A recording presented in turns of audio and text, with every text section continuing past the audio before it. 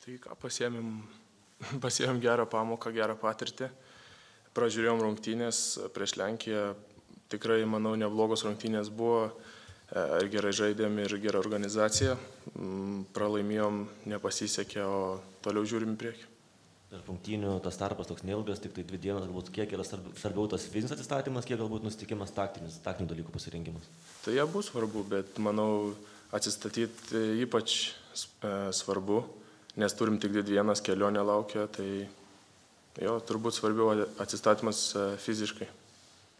Suomija pirmos rungtynės nugalėjo Maltą, išvyko 1-0, ar jau teko tas rungtynės su treneriais stebėti, ar dar laukia tą analizę?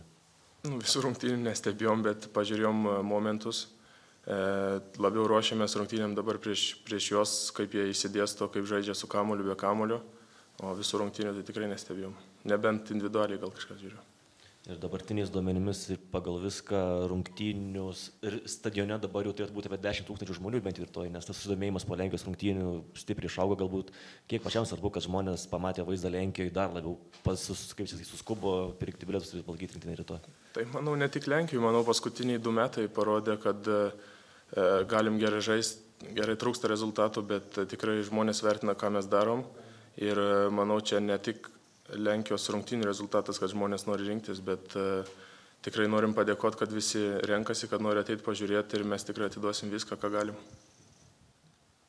Šiandien yra 2 diena po rungtynių, aišku, dar jaučiasi pasiekmes, dar raumenys nėra pilnai atsistatę, bet aš manau, kad mes jau šitam sektoriui 2 metai nebekalbam apie antrų rungtynių problemą, nes jau mes ir praeitą visą ciklą savo parodėm, kad antros rungtynės netgi gali būti fiziniu atžvilgiu geresnis negu pirmos, nes visgi žaidėjai jau yra dauguma rinktinės, sakysim, tas kamienas žaidžiančių užsieniuose, kur žaidėjai įpratę prie 2 rungtynių per savaitę, tai jau mes čia žiūrim visiškai kitaip ir tai nėra pagrindinis iššūkis mums. Aišku, atsistatyti būtina ir žaidėjai turi savo rutinas ir mes turim geras sąlygas atsistatymui, turim ir gerą medicinos personalą ir visas sąlygas, kad būtų pilnas atsistatymas ir būtume pasirengę antrom rungtynėm. Kalbant apie Pijų, ten buvo tik tai raumens spazmas, tai ir rytoj viskas bus gerai. Jo, aš manau, kad reikia kuo greičiau iš savęs eliminuoti kažkokį liūdėsį, nusivylimą, visus tos negatyvius jausmus, nes rungtynės buvo geros ir žaidėm su labai galingu priešininku ir tas liūdesys kaip ir pateisinamas, nes mes tikrai galėjom ir taip jaučiam, kad buvom verti daugiau. Ir dabar tik tai yra vienas kelias, aš matau vieną kelią, aišku yra ir antras, tai vėl pergyventi, ieškoti ant kažkokių, nežinau, nesėkmės ar ten karmos ženklų, bet aš manau, kad mes renkamės tą pozityvų kelią, mes, kaip čia kažkas sakė, reiškia artėja pergalė, nes labai daug pralaimėjimų, tai aišku, mes nusiteikę pozityviai, siekiam pergalės ir ateis, aš tikiuosi, kad rytoj ir ta pergalė bus labai saldi.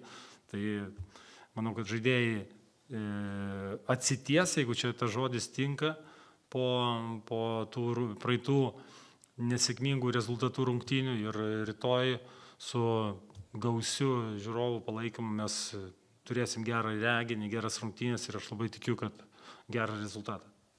Suomija nugalėjo Maltą pirmose rungtynėse 1-0, bet žiūrint į statistiką vaizdą, ta pergalė nebuvo tokia labai lengva galbūt. Ką jūs pamatėte tose rungtynėse Maltoje?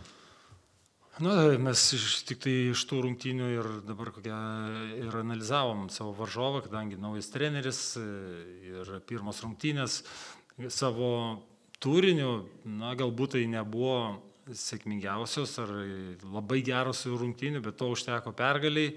Aišku, matom ir vietas, kur galima išnaudoti, kur buvo atliktos klaidos, bet taip pat žinom, kad kai komanda sužaidžia blogai, tai jie taip pat mato savo klaidas ir jas norės ir privalės koreguoti, bet bendrą vaizdą turim.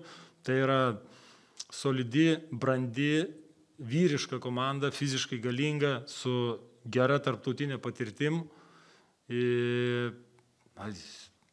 Žinau, tokie vardai kaip ten Hradeckis, Pajampalo, tai žaidėjai, kurie turi ir čempionų lygos patirties, ir Serie A, Bundesliga, tai tikrai žaidėjai iš rimtų čempionatų, rimta rinktinė, brandi, kaip vėlgi pasikartosiu, ten matosi labai jaunų žaidėjų, jie kol kas neįsileidžia, ten jauniausias žaidėjas buvo 23 gal metų, tai laukia tikrai tokia rimta vyriška kova.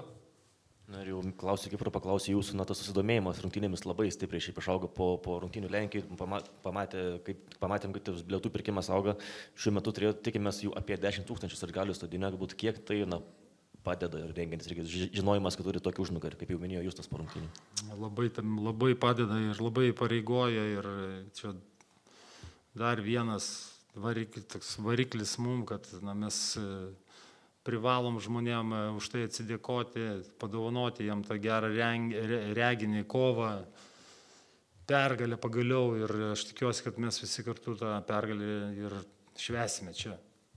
Ir pabaigai iš vakarą paaiškės ta paskutinė komanda mūsų grupėje, kas tai bus, tai nežinau, ar su treneriu štabu planuojate pasijungtas rungtynės po dienos darbų, ar visgi visas akcentas bus tik rytojus mačą jūs? Na, aišku, pažiūrėsim rungtynės, o dabar kuris priešininkas mūsų lauks, čia kaip sakant, kas bus, tas busim čia, nes neturim jokių pageidavimų. Ačiū.